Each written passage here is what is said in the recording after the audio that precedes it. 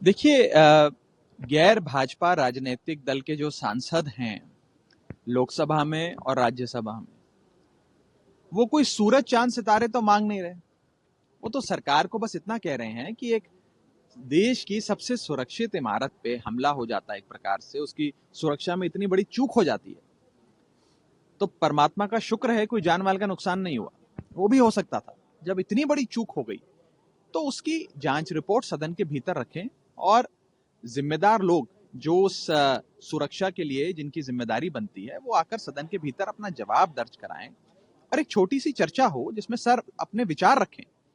लेकिन कमाल की बात है कि संसद की सुरक्षा की बात सदन में ही नहीं हो रही तो कहां होगी। लोगों के जहन में एक सवाल है। सवाल ये है कि अगर देश का संसद भवन सुरक्षित नहीं है तो फिर सुरक्षित क्या है। जिस सदन में माननीय प्रधानमंत्री जी बैठते हैं, माननीय गृह मंत्री जी बैठते हैं, माननीय उपराष्ट्रपति जी बैठते हैं, अगर वो सदन सुरक्षित नहीं है तो फिर क्या सुरक्षित है। और ये कोई दलगत राजनीति की बात नहीं है।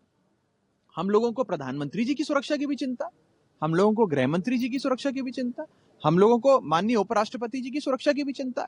वो भी इसी सदन के भीतर बैठते हैं। अगर वो हमलावर एक छोटा सा गैस कैन अपने जूते में छुपाने की बजाय अपने जूते में कोई पिस्तौल ले आता, कोई जहरीली गैस का कोई ऑब्जेक्ट ले आता, कोई और बम बारूद ले आता, तो कोई अनहोनी घटना भी घट सकती थी। तो इसका संज्ञान लेते हुए इस पे चर्चा हो, सदन में बयान हो। तमाम सांसद जो हैं वो गृह मंत्री जी का बयान चाहते हैं, एक बयान हो जाए और उसके बाद सदन अपनी कार्रवाई करेगा। लेकिन जितना सरकार इस मुद्दे से भाग रही है वो एक बहुत बड़ा सवाल खड़ा करता है मन में कि सरकार आखिरकार छुपाना क्या चाहती है। दूसरा सवाल यह है कि अरविंद केजरीवाल ने ये अनाउंस किया है कि 19 से 30 तक वो विपासना के लिए जा रहे हैं और 19 को इंडिया गठबंधन की मीटिंग भी है, तो क्या वो 19 तारीख को माननीय मुख्यमंत्री जी अरविंद केजरीवाल जी, हमारी पार्टी के राष्ट्रीय संयोजक, इंडिया गठबंधन की बैठक में हिस्सा लेंगे।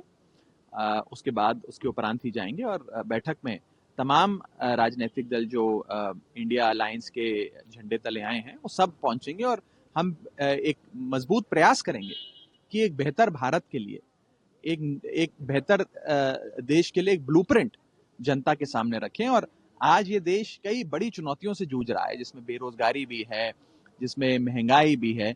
उन तमाम समस्याओं से कैसे हल निकालना है, कैसे देश को एक सही रास्ते पे लाना है, उस दिशा में तमाम पार्टियां बैठकर विचार विमर्श करेंगी और आगे चर्चा कर आपसे संवाद करेंगे।